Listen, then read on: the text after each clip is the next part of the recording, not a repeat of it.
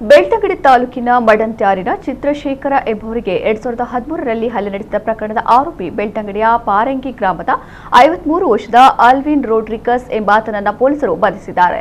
ಚಿತ್ರಶೇಖರ ಎಂಬುವರಿಗೆ ಹಲ್ಲೆ ನಡೆಸಿದ ಬಗ್ಗೆ ಪುಂಜಾಲಕಟ್ಟೆ ಪೊಲೀಸ್ ಠಾಣೆಯಲ್ಲಿ ಪ್ರಕರಣ ದಾಖಲಾಗಿತ್ತು. ಈ ಪ್ರಕರಣದಲ್ಲಿ ನ್ಯಾಯಾಲಯಕ್ಕೆ ಹಾಜರಾಗದೆ ಸುಮಾರು 13 ವರ್ಷಗಳಿಂದ ತಲೆಮರೆಸಿಕೊಂಡಿದ್ದ ಆರೋಪಿ ಆಲ್ವಿನ್ ರೋಡ್ರಿಗಸ್ ಬೆಂಗಳೂರು ನಗರ ವ್ಯಾಪ್ತಿಯ ಸಂಪಿಗೆ ರಾಮನಗರ ಎಂಬಲ್ಲಿ ವಶಕ್ಕೆ ಪಡೆದು ನ್ಯಾಯಾಲಯಕ್ಕೆ ಹಾಜರುಪಡಿಸಲಾಗಿದೆ.